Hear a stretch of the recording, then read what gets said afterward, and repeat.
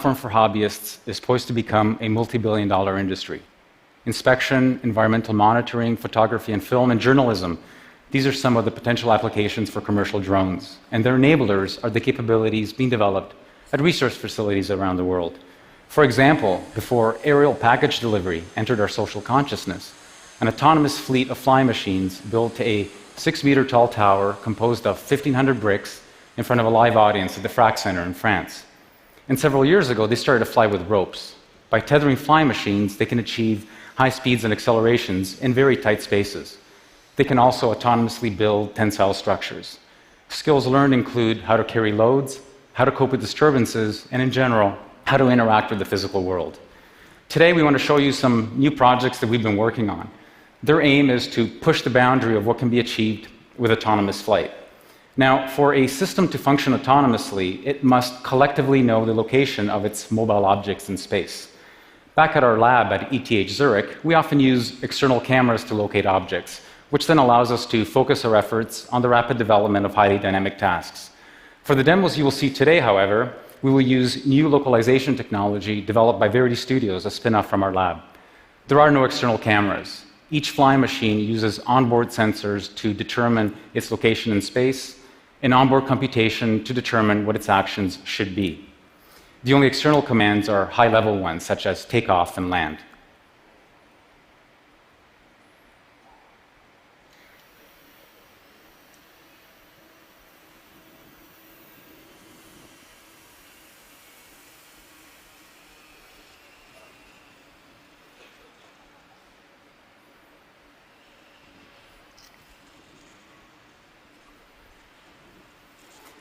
This is a so-called tail sitter.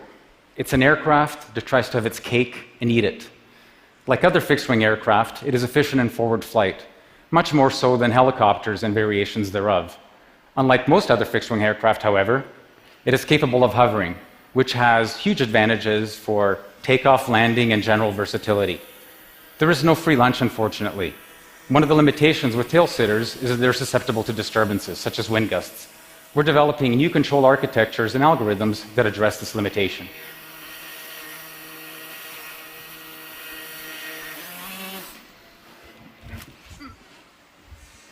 The idea is for the aircraft to recover no matter what state it finds itself in.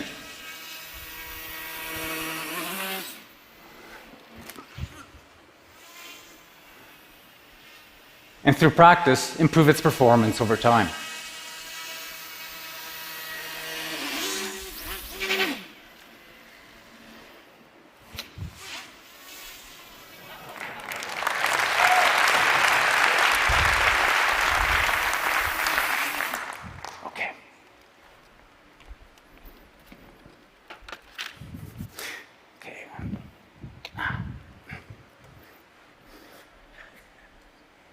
When doing research, we often ask ourselves fundamental, abstract questions that try to get at the heart of a matter.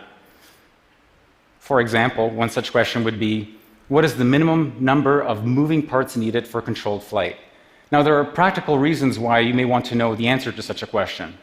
Helicopters, for example, are affectionately known as machines with 1,000 moving parts, all conspiring to do you bodily harm.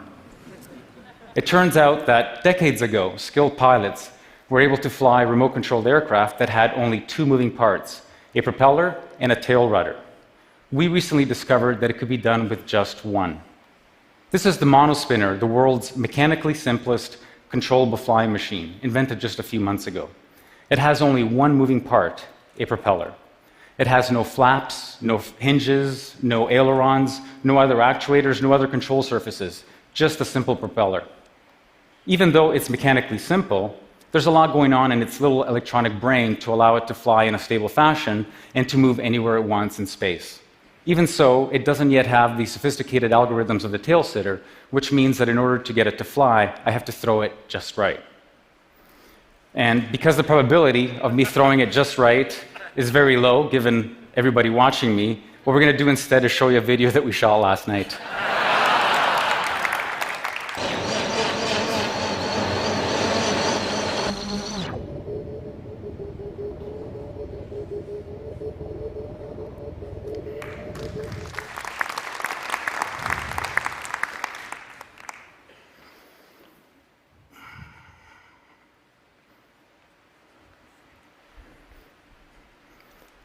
If the monospinner is an exercise in frugality, this machine here, the omnicopter with its 8 propellers, is an exercise in excess. What can you do with all this surplus? The thing to notice is that it is highly symmetric. As a result, it is ambivalent to orientation. This gives it an extraordinary capability. It can move anywhere it wants in space, irrespective of where it is facing and even of how it is rotating.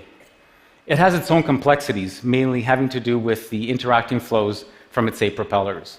Some of this can be modeled, while the rest can be learned on the fly. Let's take a look.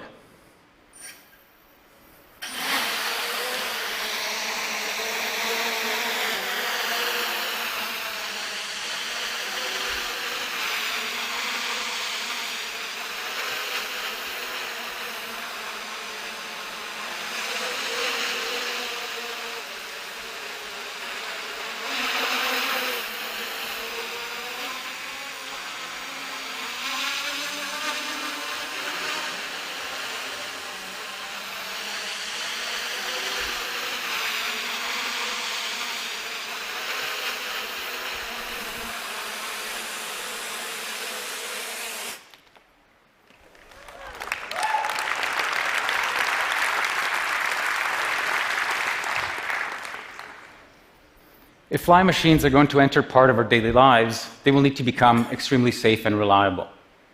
This machine over here is actually 2 separate 2-propeller flying machines. This one wants to spin clockwise, this other one wants to spin counterclockwise. When you put them together, they behave like one high-performance quadricopter.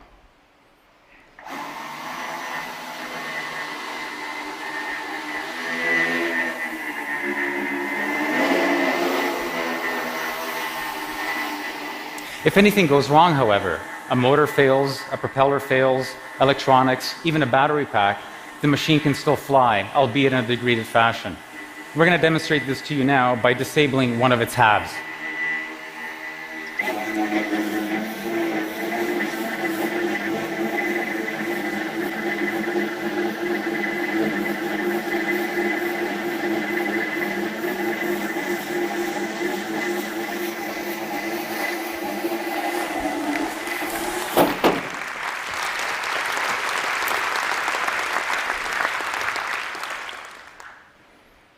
This last demonstration is an exploration of synthetic swarms.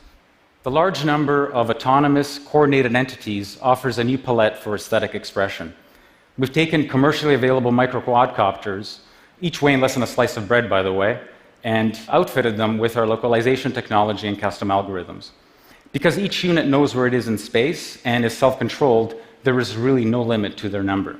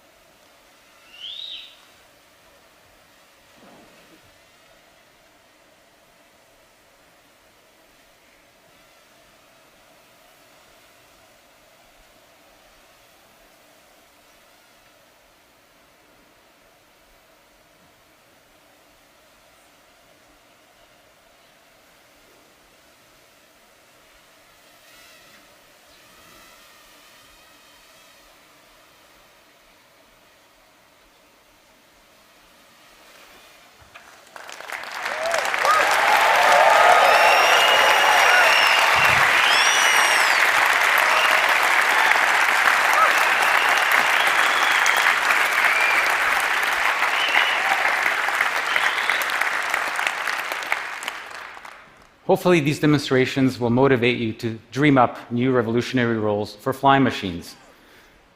That ultra-safe one over there, for example, has aspirations to become a flying lampshade on Broadway.